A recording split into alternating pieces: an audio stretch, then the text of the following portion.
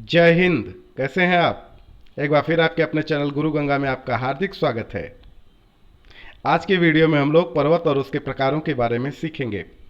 यह video UGC NET, PGT, UP TET, C TET और super TET, इसके अलावा बहुत सारी ऐसी प्रतियोगी परीक्षाओं जिसमें भूगोल से संबंधित प्रश्न पूछे जाएंगे या जीएस से संबंधित प्रश्न पूछे जाएंगे, उन सारी परीक्षाओं के लिए ये वीडियो इंपॉर्टेंट होने वाला है, तो आप इसे ध्यान से देखेंगे। इससे पहले कि ये वीडियो हम लोग शुरू करें, जिन लोगों ने चैनल को सब्सक्राइब नहीं किया वे चैनल को सब्सक्राइब करके बेल आइकन को प्रेस कर दें ताकि प्रत्येक इंपॉर्टेंट वीडियो की नोटिफिकेशन आपको समय से मिलती रहे। और जिन्होंने अभी तक हमारी पिछली वीडियोज़ नहीं देखी है वे भी इस वीडियो के डिस्क्रिप्शन बॉक्स में दिए जा रहे लिंक पर क्लिक करके पिछली वीडियोज देख सकते हैं। तो चलिए शुरू करते हैं आज की इम्पोर्टेंट कक्षा। तो चलिए सबसे पहले देखते हैं पर्वत क्या है। तो पर्वत पृथ्वी की सतह पर द्वितीय क्रम के उच्चावच होते हैं। यह ऐसे ऊंचे स्थल भाग हैं जिनका पार्श्व ढाल तीव्र और शिखर क्षेत्र संकुचित होता है। पार्श्व ढाल कैसा होता है? तीव्र होता है और शिखर क्षेत्र संकुचित होता है। यह निकटवर्ती क्षेत्रों की तुलना में सामान्यतः 1000 मीटर से अधिक ऊंचे होते हैं, है ना। कौन? पर्वत। यानी आप कह सकते हैं कि पर्वत धरातल का वह विशिष्ट रूप है जो सामान्य तल से ऊंचा तथा तीव्र ढाल वाला होता है और इसका जो शिखर होता है वह संकुचित क्षेत्र वाला होता है। ठीक है। अब बात करते हैं पहाड़ी की। कई बार पहाड़ और पहाड़ी दो शब्द हमको सुनने को मिलते हैं। तो पर्वत को तो हम पहाड़ कह लेते हैं, पर पहाड़ी क्या है उसके बारे में जान लें। छोटी सी चीज़ है। पर्वतों के लघु रूप जिसकी ऊंचाई 1000 मीटर से कम होती है, सामान्यतः हम उन्हें पहाड़ी कहते हैं, है ना। यानी जो छोटे पर्वत होते हैं उनको पहाड़ी कह लेते हैं, जिनकी ऊंचाई 1000 मीटर से कम होती है ना। तो सामान्य रूप में हम उन्हें ही पहाड़ी कह लेते हैं। अब कुछ शब्द और आते हैं, जैसे पर्वत शिखर क्या है, पर्वत श्रृंखला क्या है, या पर्वत श्रेणी क्या है, तो उसके बारे में जान लेते हैं, है ना। किसी पर्वत या पहाड़ी की चोटी का जो सर्वोच्च भाग होता है वह पर्वत शिखर कहलाता है। क्या कहलाता है? सर्वोच्च भाग पर्वत शिखर कहलाता है। चाहे वो पर्वत का सर्वोच्च भाग हो या पहाड़ी की चोटी का सर्वोच्च भाग हो, दोनों पर्वत शिखर कहलाता है। एक ही काल में निर्मित तथा एक सकरी पेटी में विस्तृत पर्वत एवं पहाड़ियों के क्रम को हम क्या कहते हैं? पर्वत श्रेणी कहते हैं। ठीक है। इसमें अनेक पर्वत शिखर और घाटियां मिलती हैं। पर्वत श्रेणी में क्या होते हैं? अनेक पर्वत शिखर और घाटियां मिलती हैं। भिन्न भिन्न कालों में निर्मित विभिन्न समानांतर श्रेणियां और एकाकी पर्वत मिलकर पर्वत श्रृंखला बनाते हैं। ठीक है।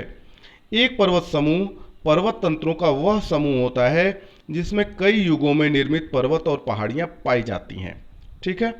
कार्डिलेरा के अंतर्गत अगर हम बात करें तो कई पर्वत समूह और पर्वत तंत्र शामिल किए जाते हैं। किसके अंतर्गत? कार्डिलेरा। प्रश्न आ चुका है कि पर्वत समूह और पर्वत तंत्र किसमें शामिल किए जाते हैं, तो कई ऑप्शन होता है, उसमें कार्डिलेरा यह सही ऑप्शन होता है ना।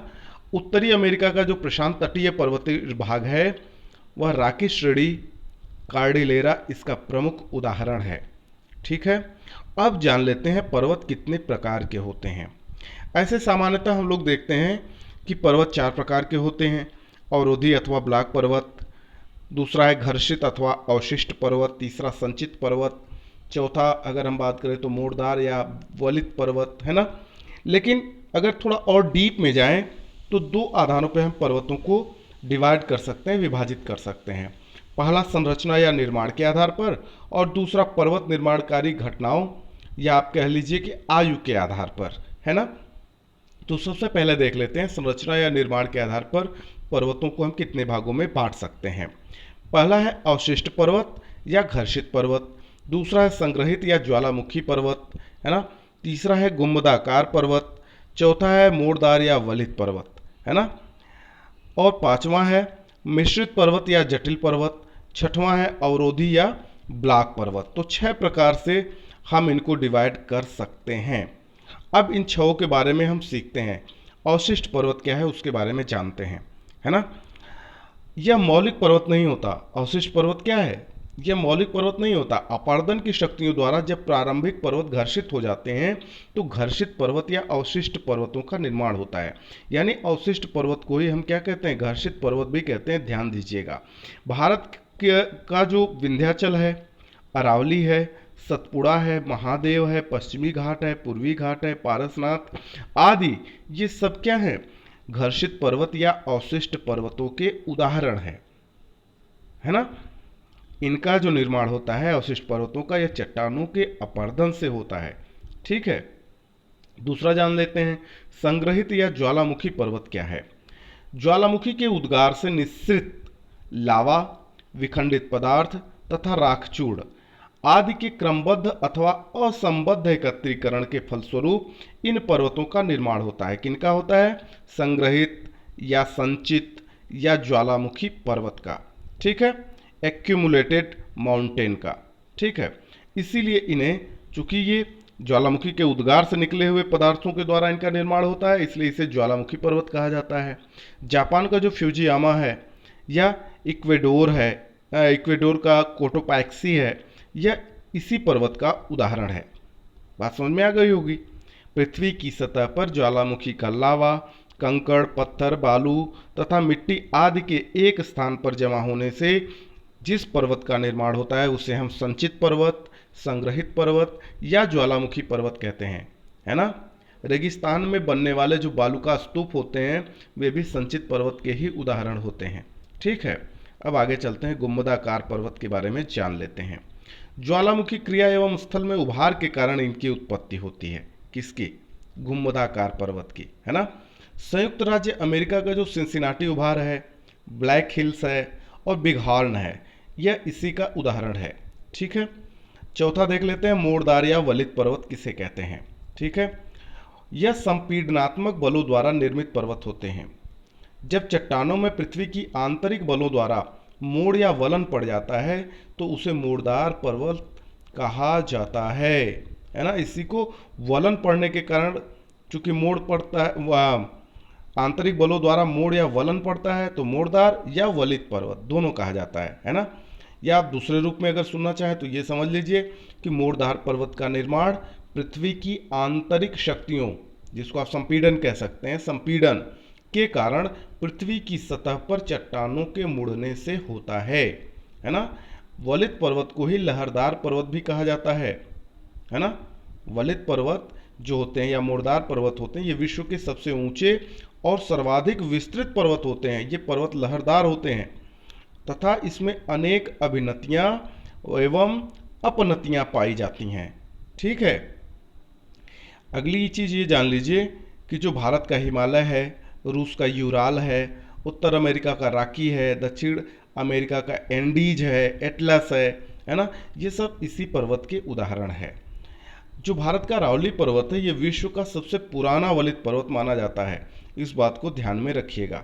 ठीक है, अब आगे चलते हैं, मिश्रित पर्वत या जटिल पर्वत के बारे में जान लेते हैं।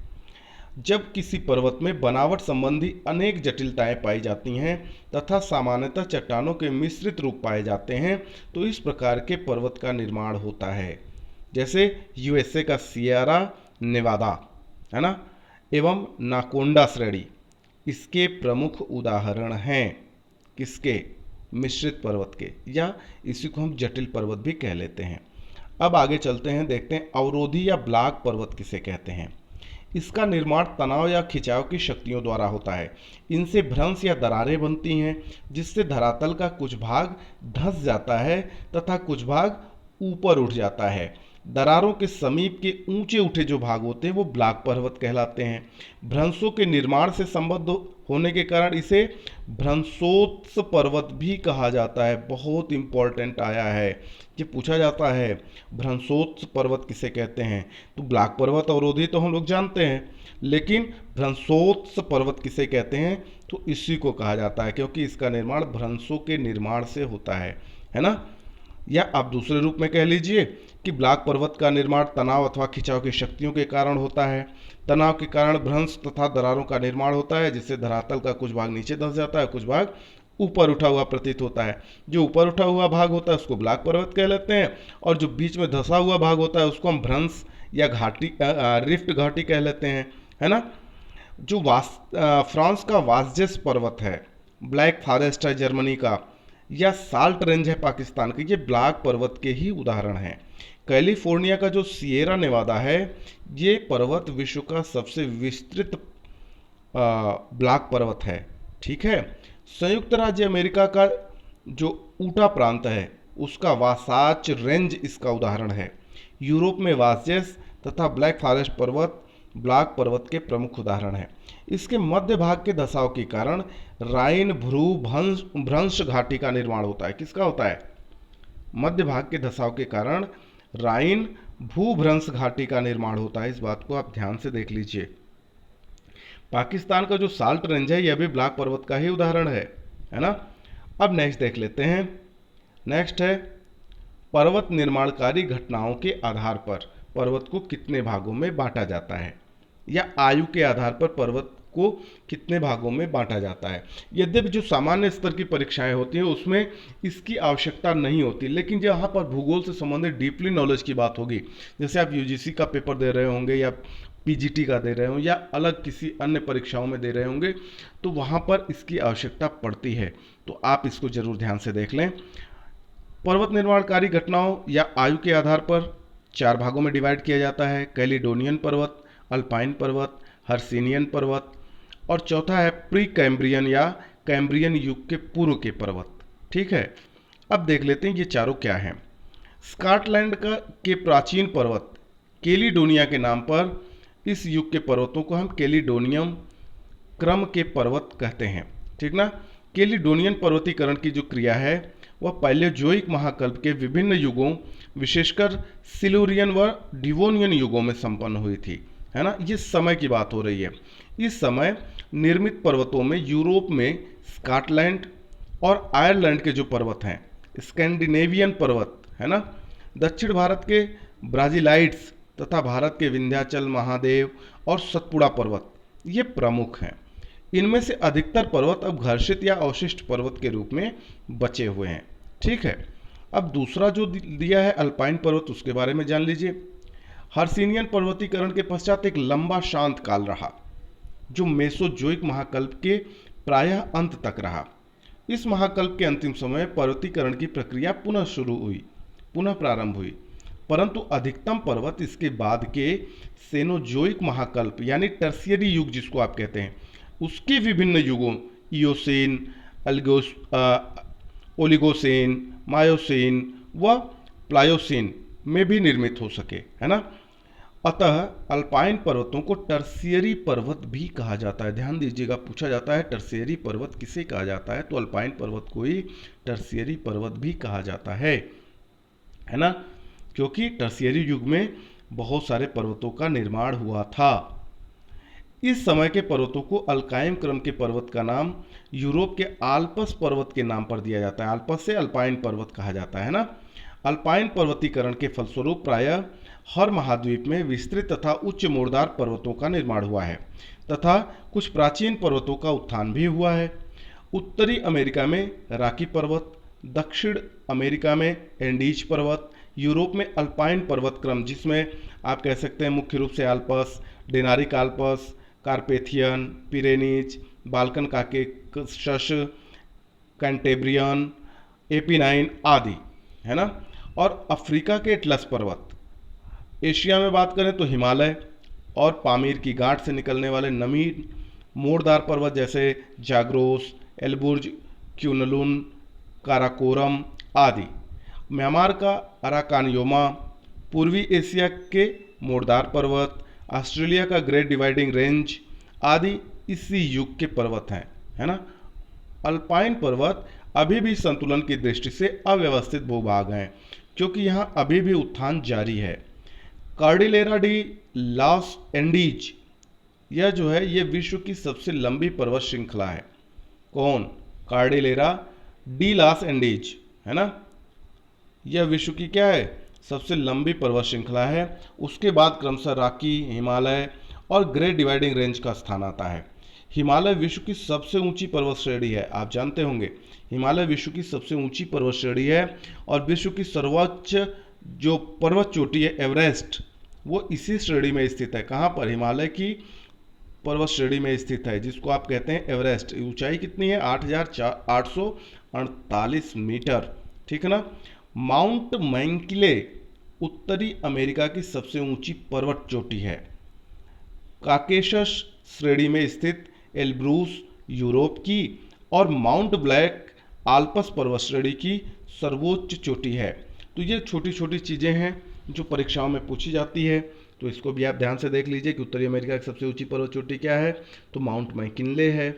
विश्व की सर्वोच्च पर्वत चोटी क्या है, तो एवरेस्ट है ना। और अगर हम बात करें यूरोप की तो एल्ब्रूस है। अगर आल्प्स पर्वत श्रेणी की बात करें तो माउंट ब्लैक है ना। ये कहाँ पे है ब्लैक? संयुक्त राष्ट्र अमेरिका, है ना। आगे चलते हैं, हर्सिनियन पर्वत के बारे में बात कर लेते हैं। कैलिडोनियन पर्वतीकरण के पश्चात एक शांत काल आरंभ हुआ जो कार्बोनिफरस युग तक रहा। इसके पश्चात पैलियोजोइक कल्प के अंतिम चरण में पर्मियन और कार्बोनिफरस युगों में इन पर्वतों का उद्गम हुआ। किसका? हर्सिनियन पर्वत का, ठीक ना। जर्मनी के हाज पर्वत को आधार बनाकर इस काल के पर्वतों का नामकरण किया गया। यूरोप में फ्रांस का जो ब्रिटेनी पर्वत है, वाइसेज है, ब्लैक फॉरेस्ट है, फ्रैंकेनवाल्ड पर्वत, और एशिया के अल्ताई, तिएनशान, नानशान, अलाई और ट्रांस अलाई, अमूर और गोबी का पर्वत इस युग के प्रमुख पर्वतों में है ना। उत्तरी अमेरिका में जो अल्पेशियन पर्वत है वह भी हर्सिनियन हलचल के प्रमुख पर्वत हैं। अब लास्ट देख लेते हैं, प्री कैम्ब्रियन या कैम्ब्रियन युग के पूर्व के जो पर्वत हैं वो कौन से हैं। ये प्राचीनतम पर्वत हैं, ये क्या है? सबसे पुराने पर्वत हैं, परंतु अत्यधिक अनाच्छादन के कारण ये आंशिक रूप में ही मिलते हैं। इस काल के दौरान उत्तरी अमेरिका में लॉरेंसियन पर्वत, एल्गोमन पर्वत, किलानियन पर्वतों का निर्माण हुआ था। प्रश्न कैसे बनता है? प्रश्न ऐसे बनता है कि लॉरेंसियन पर्वत का निर्माण किस युग में हुआ, है ना, या सबसे प्राचीनतम पर्वत कौन से हैं, ठीक ना। तो या लॉरेंसियन पर्वत का निर्माण कहाँ हुआ? तो इस तरीके के प्रश्नों के उत्तर आपको ये जो द्वितीय भाग हम बता रहे हैं पर्वतों के प्रकार का, उसमें आपको मिलेंगे, है ना। तो थोड़ा सा आपको टफ हो सकता है, लग रहा होगा, लेकिन बहुत इंपॉर्टेंट है ये। यूरोप महाद्वीप में भी फेनोस्केंडिया और स्कॉटलैंड में प्री कैम्ब्रियन पर्वतीकरण के उदाहरण पाए जाते हैं। भारत में जो अरावली पर्वत है इसी युग के पर्वत का उदाहरण है, ठीक है ना। तो ये बहुत इंपॉर्टेंट है, आप बहुत ध्यान से देखेंगे। यदि यह वीडियो आपको पसंद आता है तो इसे लाइक करना न भूलें, अपने मित्रों में शेयर करना न भूलें, और अगर अभी तक आप चैनल को सब्सक्राइब नहीं कर पाए तो चैनल को सब्सक्राइब भी कर लें। और इसी के साथ साथ हम आप सभी लोगों को बहुत बहुत धन्यवाद देते हैं जो आपने शिक्षक दिवस विशेष के वीडियो को पसंद किया, गुरुजनों के आशीर्वचनों को आपने पसंद किया। उस वीडियो को आपने जितना प्यार दिया, जितना सहयोग दिया, जितना सम्मान दिया, हम उसके लिए सदैव आपके आभारी रहेंगे। और उम्मीद करते हैं कि आगे भी जो अलग अलग दिवसों पे इस तरीके के वीडियो बनने वाले हैं, हिंदी दिवस पे हम फिर से ऐसा ही एक इम्पोर्टेंट वीडियो ले आने वाले हैं जैसा आपको अभी शिक्षक दिवस के अवसर पर प्राप्त हुआ है। तो हमें उम्मीद है कि आप उसको भी उतना ही प्यार देंगे या उससे ज़्यादा प्यार देंगे, ठीक है। तो इन्हीं सारे शब्दों के साथ एक बार फिर से आप सभी लोगों को जय हिंद।